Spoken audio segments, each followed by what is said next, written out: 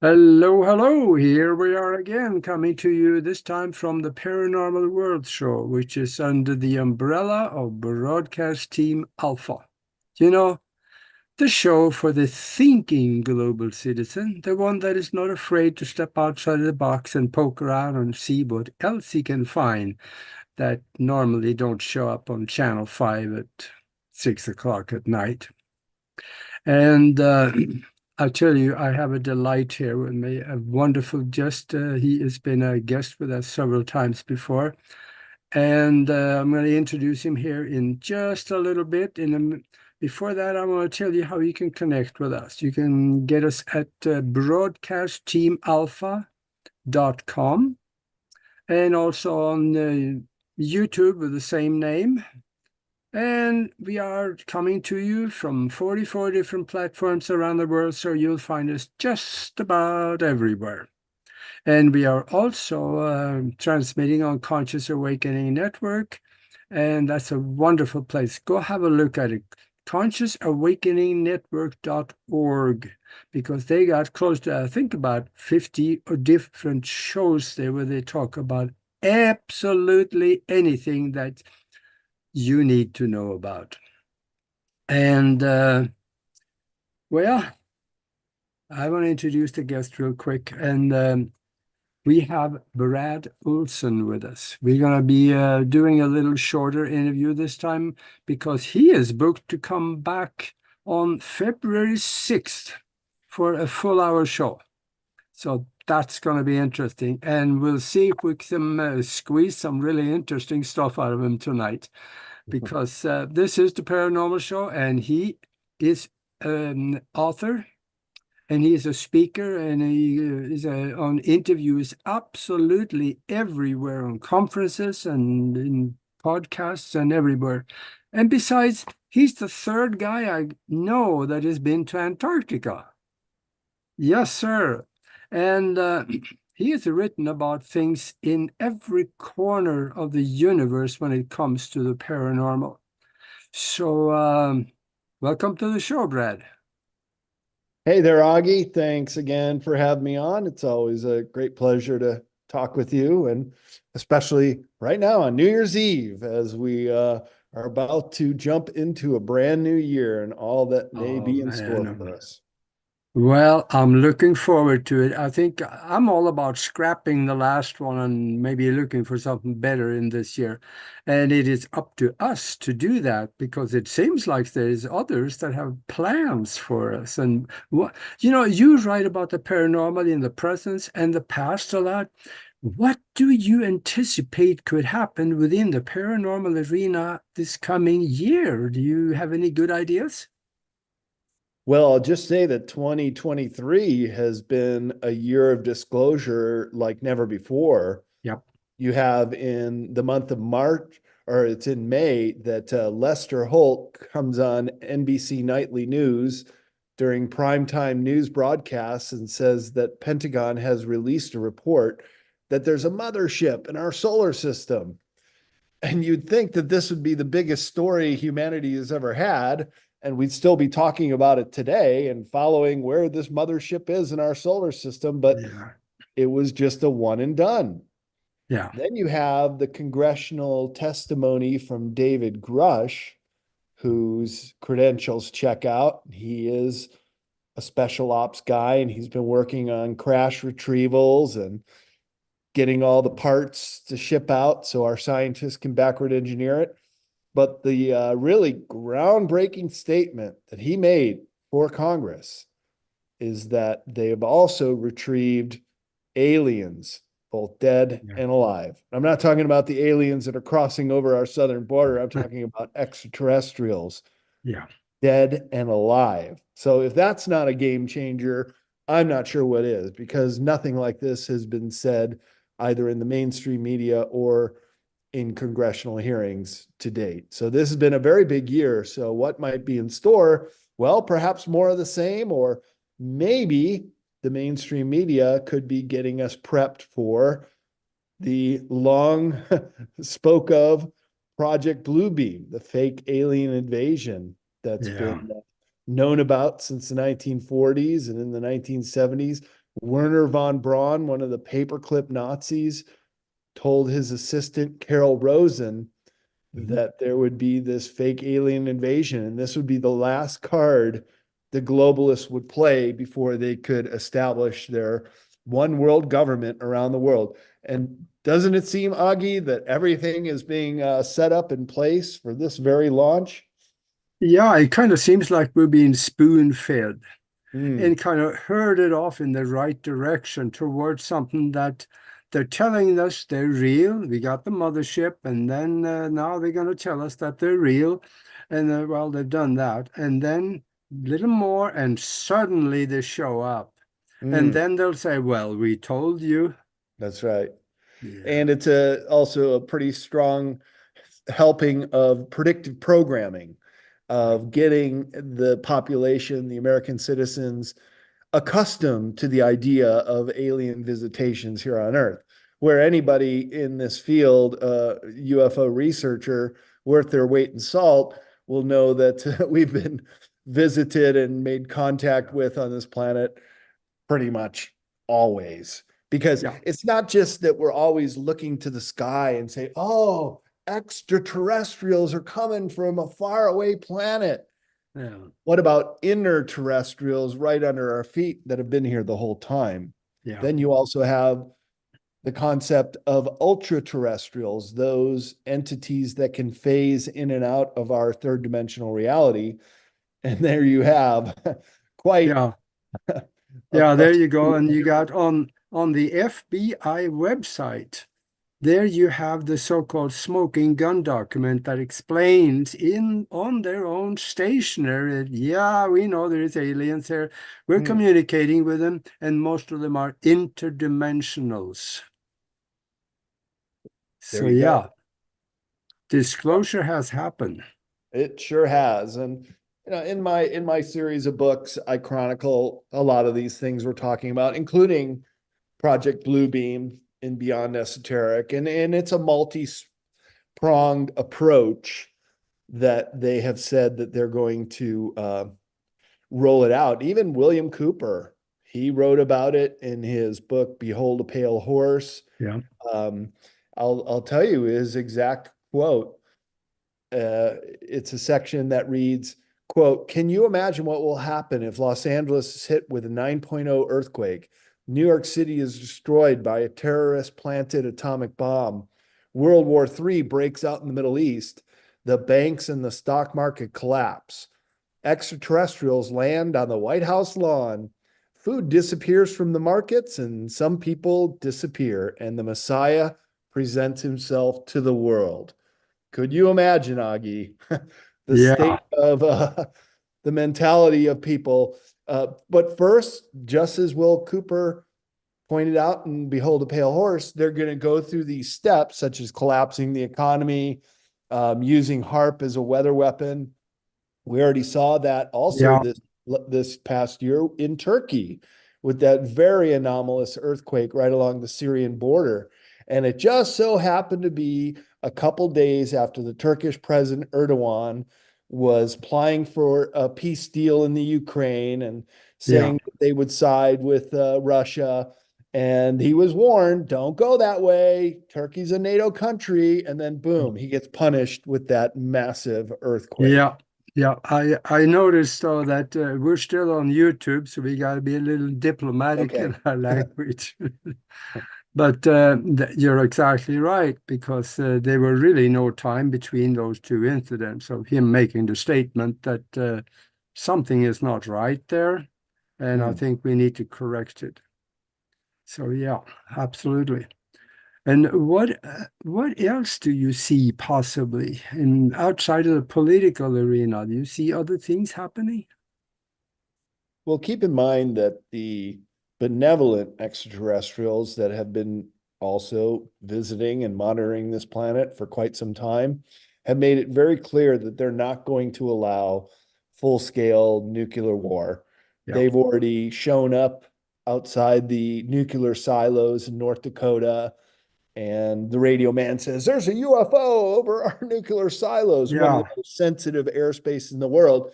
And then they go to see the nuclear bombs have all been deactivated. Yeah. Similarly, they shot off a nuclear bomb test from Vandenberg Air Force Base. This video clip was shown during Stephen Greer's disclosure in 2001, and a UFO comes up to it. It's flying through the air and it hits it a couple times with laser beams that just renders it Yeah. inoperable and it falls back to Earth. So they've demonstrated that nuclear war is off the table. What I'm worried about is similar to what Bill Cooper said, and maybe someone with a suitcase bomb or a real biological that escapes on a subway, for example, and affects thousands of people, and they take it home with them. Yeah.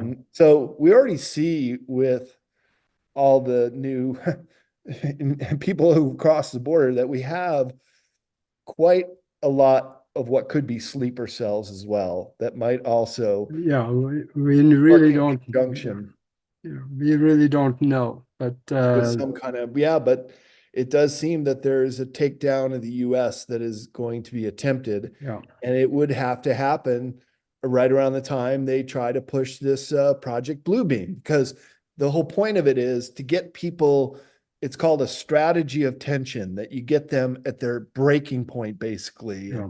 And the supermarket shelves are going empty, and Yeah. possibly an EMP attack. Now, I'm not trying to frighten anyone, but just to pose these scenarios out there, because this is how the globalists think. Mhm. The strategy of tension was a term that was brought out during Operation Gladio.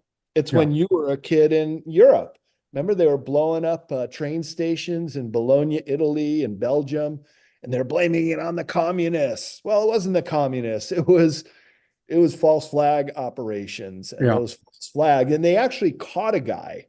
And the BBC did a special on Operation Gladio. I think you can still watch it on YouTube. And Mm. they're asking the guy in prison, what were you doing this for? Why were you killing your own people? These stay behind from World War II agents. And he said it was a strategy of tension to get people on the edge.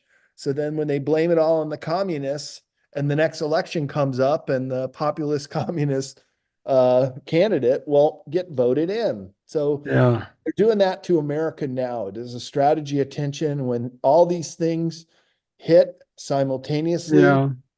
they could potentially bring this country to its knees. And talking about predictive programming, how about that new movie that was produced by the Obamas called Leave the World Behind, where Yeah. they're already saying that hackers are going to get into all our systems and hackers are going to take down the grid and hackers are going to turn your phones off and it's going to be the end of the world, basically. So they always announce what they're going to do. This is in occultic terms, the Yeah. revelation of the method. And I think they're revealing right now how this plan is going to happen. So what I'm saying to your audience is be prepared. Prepare. I live out in the West Coast, and in California, they'd always say, well, you got to be ready for an earthquake. So have Yeah. 20 gallons of fresh water ready to go, or fill up your bathtub as soon as an earthquake hits, Yeah. and have food and supplies for at least a month. Now, I think Yeah. every American should be thinking along those lines, I because think I think everybody should. And let's look a little further into. You have some events coming up that you're going to speak at. Talk about that a little bit. That sounds very interesting.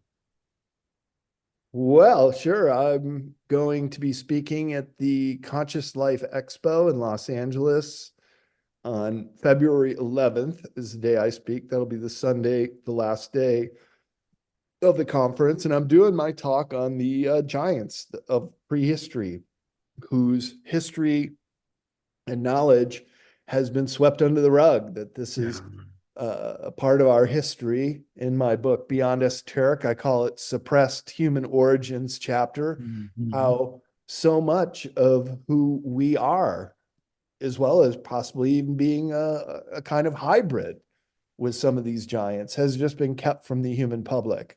And Mhm. also the tie-in with the megalithic sites around the world too, that Yeah. perhaps bigger people, bigger entities could move these giant blocks much easier than smaller humans could. So you have to come to the talk, and I'll try to connect all those dots.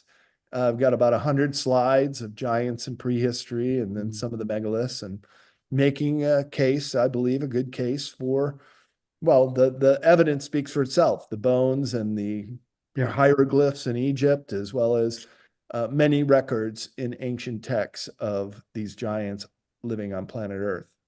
Yeah, you mentioned earlier that you may be talking about the past giants. Right, Yeah, right, and we have the bones. One right. of the ones I know is a femur bone that if that was put into a person, the person had to be over 30 foot tall. Yeah. That's There's many, many amazing. examples like that. Very, very tall. Impossible for a human to be that tall. They're human-like. I mean, they're Yeah. bipedal, but sometimes they have an extra digit on their finger or toes. Mhm. And sometimes really old ones, the really tall ones, have double rows of teeth. Yeah.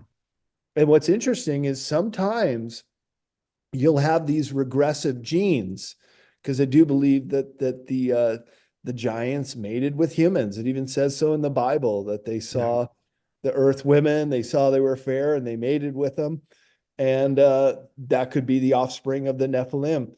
And there are Mhm. these regressive genes. There's a group of people that live in Brazil in a small town, and almost all of them have an extra digit on their hand. Six-finger kids, pictures Mhm. on the internet, as well as the double row of teeth will occasionally turn up in somebody's mouth. They usually Yeah. have extracted because it's really hard to live that way and probably be teased a lot too. But it just goes to show that there's a lot that is hidden in our genome that really isn't being talked about or we're being told. Yeah, and I've seen a picture of that. Was there was a young kid that had well, probably I don't know, 12 years maybe old, and they had regular teeth, and then there were smaller teeth coming inside in a row all the way Yeah. around. So there was definitely a second row, Yeah, and and they, there are pictures yeah, of it they, on the internet they of other didn't know people, what to even do with adults. it. Yeah. Where'd it come from is what I'd say. And Yeah. it's just like the Rh negative blood type. And I describe it quite extensively in Modern Uh-huh. Esoteric in a chapter called Blood of the Gods. Mhm. And it happens to run in my family, Augie. My Oh. dad is an Rh negative, and so is my grandmother. When my grandmother was pregnant with the second born after my dad, his name would have been Douglas, and he was for 5 days. But my grandfather is Rh positive, and my grandmother's blood mixed with Uncle Douglas, who is Rh positive, and it eventually killed him after a couple days. And it was what was known as blue blood babies. Wow. Now Huh. there's a medical term for it and a treatment for Rh negative mothers if they have an Rh positive baby, that it won't infect nor kill them as it did my Uncle Douglas. But at the Yeah. time, uh, this was deadly. And here's what's so interesting about it, Augie. No other animals have the ability of the mother's blood infecting their own offspring and killing it. Only humans have that trait. Yeah. So we have a lot of evidence and markers pointing that we are indeed this hybrid Yeah. amalgamation of several different DNA and entities within us, already identified as 22 different DNA types, including reptilian. Right here in the back of our skull is the reptilian brain, and that is the Mhm. fight or flight mechanism.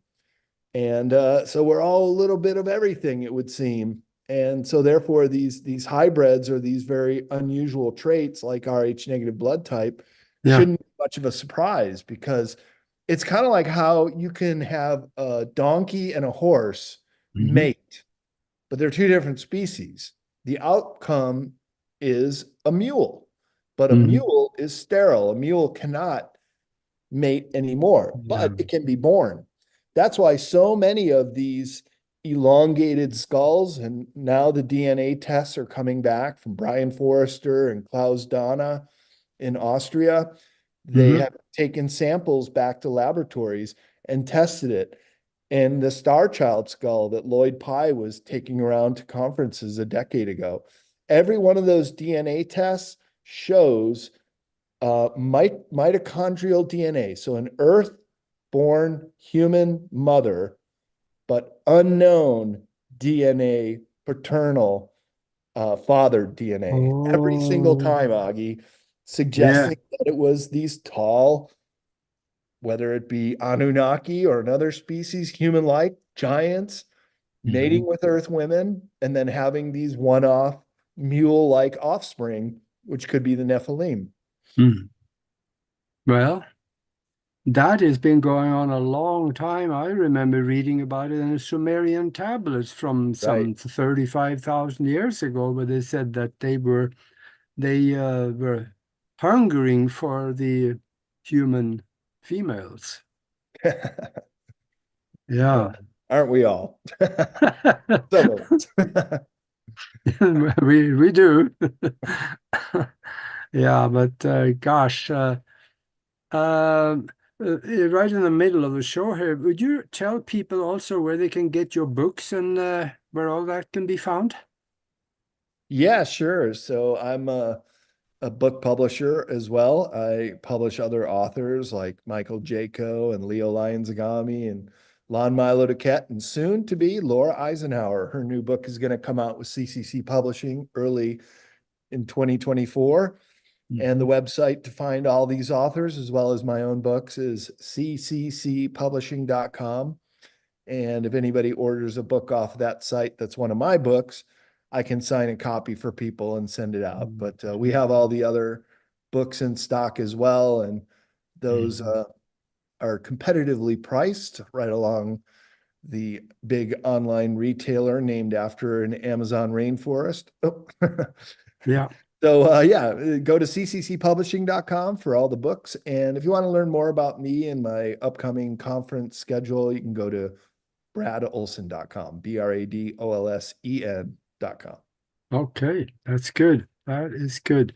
Now, there are things going on out in the world right now that is a little puzzling when you look into the sky. We have Betelgeuse is either did a collapse or is about to, Hmm. and that's going to show us like there will be a star in the sky that's going to grow for several days to the point where it's put out just about the same light as the moon does. Wow. I didn't know Yeah, that. Oh, yeah, this is happening as of right now. The last day or two, okay. they say I saw a physicist on there talking about it, So it'll be and real bright in the now, sky. yeah, that's going to bring in some other energies that I wonder what how that will affect us, Hmm. because this is something that we, according to that physicist, we should be looking for, because in the middle of the night. Right about the area of the Big Dipper, you will see it. Okay. I'll keep a lookout in the sky. Well, that's Yeah. interesting. It happens to be Betelgeuse because that's one of the planets that certain species of gray aliens say they're from. Hmm. They're in Zeta Reticuli in the Orion Yeah. constellation, the Orion group. Huh. Hmm. Yeah. So I wonder about that. And uh, what else are you up to these days besides being on Well, conferences? spending time out on my ranch in northwestern Nevada and um, traveling quite a bit, not only to conferences, but see friends and check out paranormal hotspots. I was just out Hmm. at near the Yeah. Skinwalker Ranch a couple weeks ago out in Utah and got my first ski day in and got a couple Oh. ski days in Lake Tahoe with my older brother. He came out. And now I'm about to take off on a trip to Southeast Asia for a couple weeks. I got Oh. accepted on as I started my writing career as a travel writer and still do. So I'm going to produce an article about a location in the country Laos called Mhm. the Plain of Jars and a megalithic site in the middle of Laos, landlocked Laos, surrounded by China, Vietnam, Cambodia, Thailand, and Myanmar, or previously known as Burma. And right in the middle of it is this megalithic site of about 100 of these huge jars. So I'm going to go there and check it out and try to find out how they were made, what they were used for, and what the latest theories are and put together an article in World Explorer magazine. They already confirmed that I'll publish that article. So I go on, I used to do it a lot more than I do now, go on Hmm. these press trips, these junkets. And it's to show off the country and inspire Hmm. journalists to write stories about the Yeah. country and the cool things. So this is what I'm going to do. And I've got an article that's going to be placed in World Explorer magazine in the spring. So people There, can learn more there's about a that there. it- there's a lot of megalithic structures in the Far East and the Near East also. And what about them at Baalbek? One Yeah, of them, there has 900 tons that was lifted up 20 right. feet and put into a wall. How do And you there's, think they did that? well, and there's no crane on earth that could lift those 900-ton blocks, let Yeah, alone carve them perfectly and fit them on top of other megalithic blocks, yeah, which is the foundation for the Temple of Jupiter. And just for the longest time, these stodgy archaeologists said, oh, it was a Roman ruin because there's a Roman temple on top. But yeah. common practice, if there's already a megalithic foundation, subsequent cultures will build right on top of it. That's what the Incan even told the Spaniards they did when they found all the megalithic ruins in Cusco in the Sacred Valley. And why wouldn't you? You've already Mhm. got a foundation ready to go. So just finish it off with your own roof, and there you go. You saved yourself a Yeah, lot of trouble. yeah, So absolutely. Baalbek is truly fascinating. I would love to go there, but it's in southern Lebanon, and that's a real trouble spot right now. Things Not are now. heating up with Israel. That could flash as some kind of hot Yeah. war real quick. And it turns out that the location Baalbek happens to be one of the headquarters of Hezbollah, and so they're at Oh, odds with the IDF right now.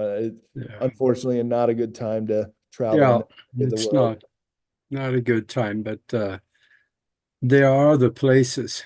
And also, I know you've written about, I read about, you had some statues that you had pictures of that looked like perfect grays. But the statues was made a couple of 3,000 years ago. You know, they have the alien stone statues, look just like grays, Hmm. but they were so old. Do you mean That the wouldn't that carvings be? that came out of Mexico or? No, I think you wrote about them, and I think that when we look at something like that, somebody making statues, they don't make them just for fun. I think they made them because they saw something. Oh yeah. Yeah, yeah, yeah. Right, exactly. And when you see something and you remember it being profound, either a ship in the sky or yeah, I've got a great picture here from in Beyond Esoteric that yeah, they would imitate what they saw for sure. Hmm. Why wouldn't they? Yeah. Because it must have been a very profound experience. So yeah, here it is. There you go. Hmm. They drew Yeah. it, they saw it. They drew it because they saw. So you got Yeah. yeah, what are originally the big mammals that would be hunted, but also these alien heads and flying saucer. And this is a quote from Freddie Silva, who I met at Hmm. conference before, very Hmm. dynamic speaker, and he said, quote, whereas the modern world equates myth with imaginative invention, ancient cultures used it as an instrument for recording important facts and events. So they would be memorialized and recalled generation after generation. Yeah. It makes perfect sense. Yeah. They saw it and they drew it. And these are found all over the world. And they're some of the oldest as well. The oldest petroglyph, the oldest pictographs found in Australia, carved and painted by the Aboriginal people there, which are one of the oldest branches of humanity in the world. 40,000 years of unchanged Yeah. evolution. of the Aboriginal people in Australia, but also Hmm. found in Algeria, when Algeria, which is now mostly the Sahara Desert, was once a fertile landscape. And it Yeah. also depicts large animals roaming across that part of Algeria, which is now all desert. So the planet was a much different place during the last ice age. And if you've caught some of the Ancient Apocalypse series by Graham Hancock, he makes a very good case that many of these locations that he covers go all the way back to the Ice Age.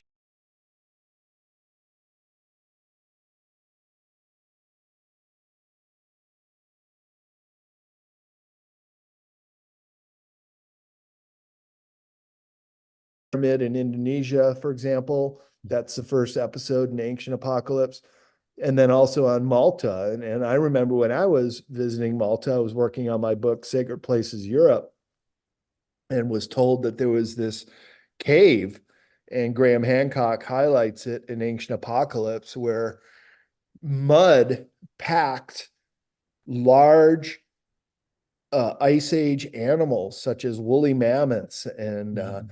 giant rhinoceroses that are no longer anywhere near Malta, but Malta had been connected to Sicily and Italy Yeah. via land bridge during the last ice age. So those animals could have roamed right in. But then a tidal wave came and just pushed all their bodies into this deep recess of a cave, Yeah. only to be found fairly recently. Mhm. And to the shock of the archaeologists who dug out Ice Age era animals. Mhm.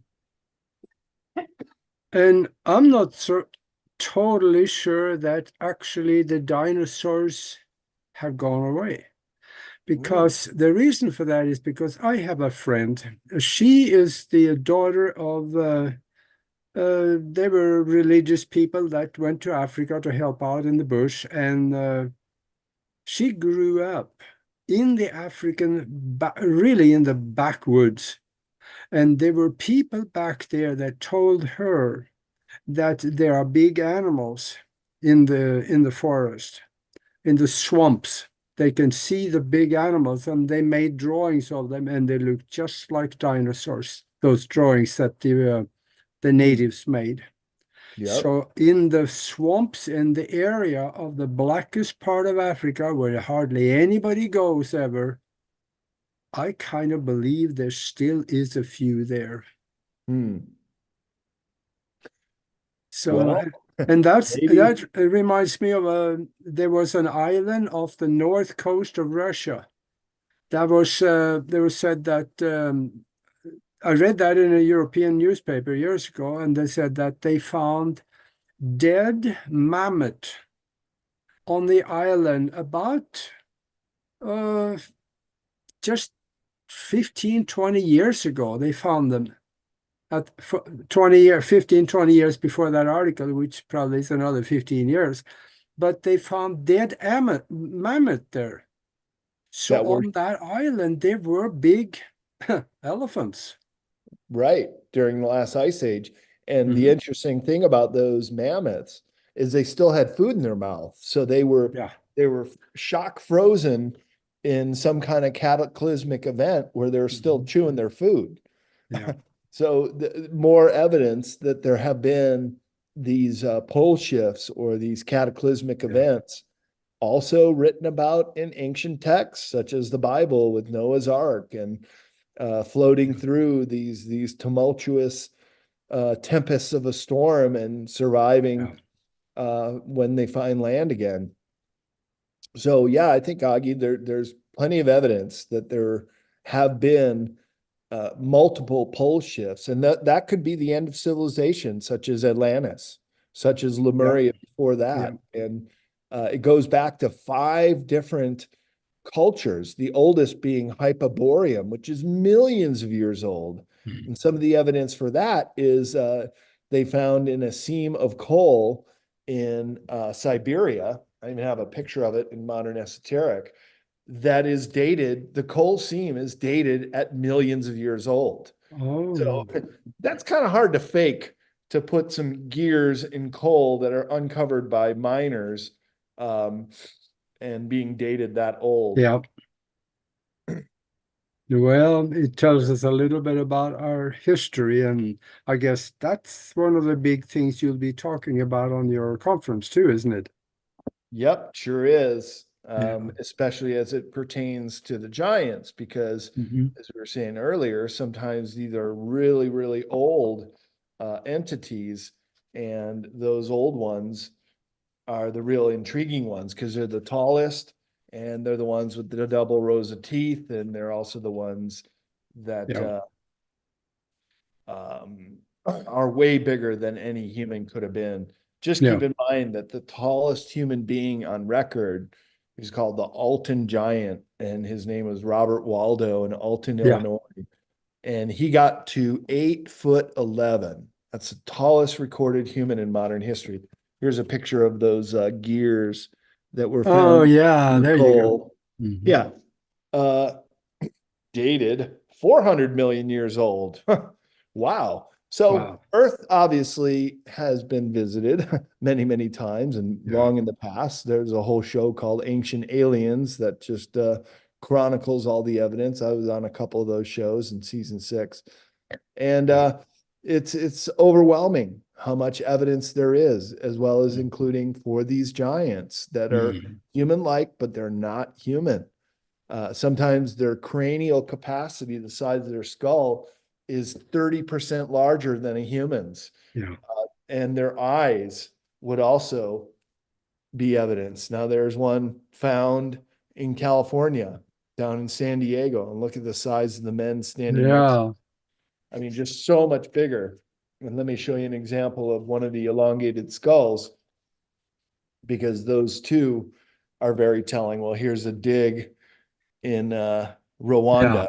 So Hmm. massive. There's double row teeth skeletons there. So the bigger they are, the more exotic they are too. And in Beyond Esoteric, I have a chapter called Suppressed Human Origins, where you have massive. Well, here's the Star Child skull.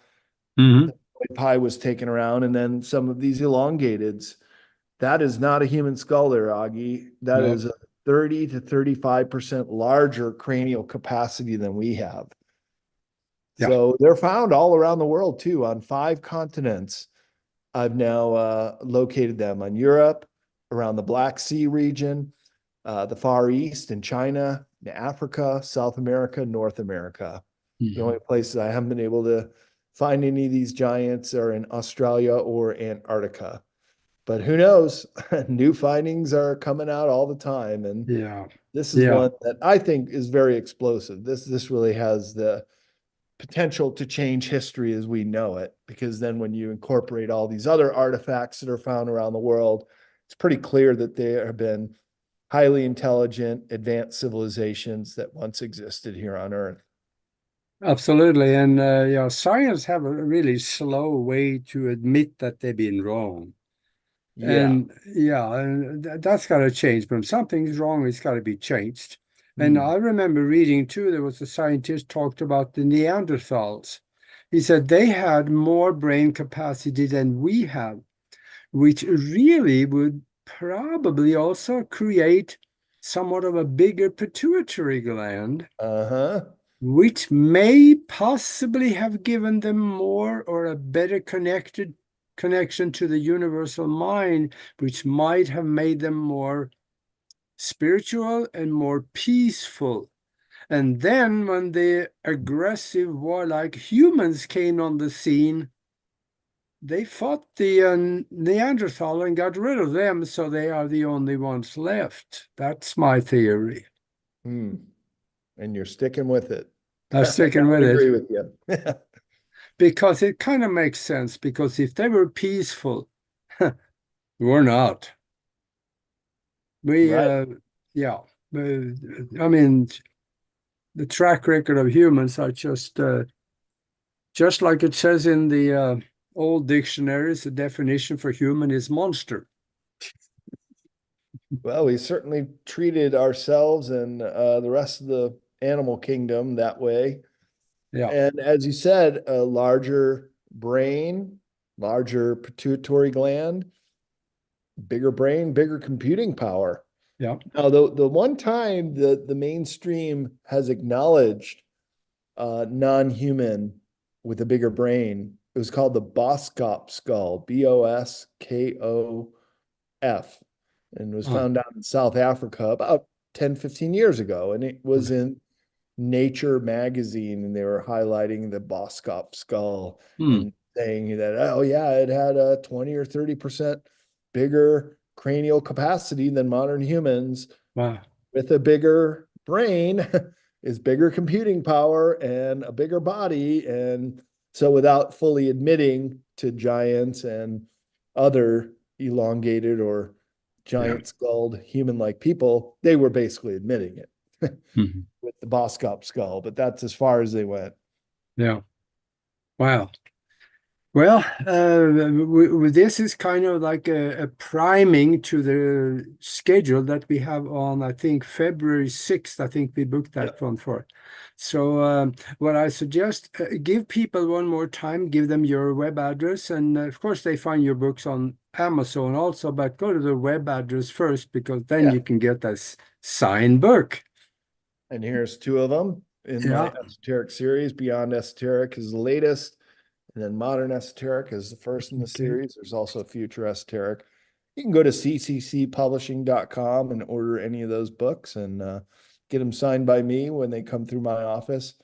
And if you want to know more about me, go to bradolsen.com and there you'll find a link to my upcoming Mhm. conference schedule. And right when I Yeah. get back, I'm coming on Alpha broadcast, and I'll be able to Yeah. tell you about my trip to Laos, and it'll be right before I head down to Los Angeles for the Conscious Life Expo, where I'll be giving a Uh, presentation on the giants. oh, And that'll also be go to consciouslifeexpo.com website. You can vote for Beyond Esoteric is nominated for Book of the Year. And if you gave me a thumbs up like for that, voted for my book, I'd appreciate it. I did that already. Thank you. All right. Yeah. And also, folks, when you're listening to this, go to the website and look at the subjects that is written about. You're going to find a few subjects in there that you can't live without, and you're going to end up getting one of those books because I have two of them. And I'll tell you, it was kind of a disaster because I got into the first one and I just couldn't put it down. So I ended up spending a lot of time reading through it all. And I'll tell you, I am so thankful that he wrote about that because there was a lot of things that I didn't know. So, so thank you, Brad, for being with us, and we're looking forward to the 6th of February. Well, thanks for having me on, Augie. And yeah, I'm looking forward to that as well. And what a year we have coming up. Happy New Year's, everybody. And keep the faith and be prepared. And we're going to get through this. This is the Great Yep. Awakening. And it's a wonderful time to be alive and watch it all transpire. Yes, it is. And since it is New Year's Eve, be lean on the eggnog, folks. Just take it easy.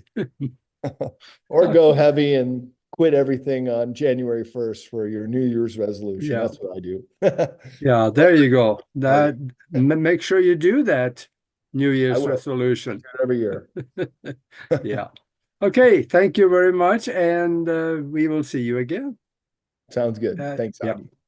And then until next time, be good to each other.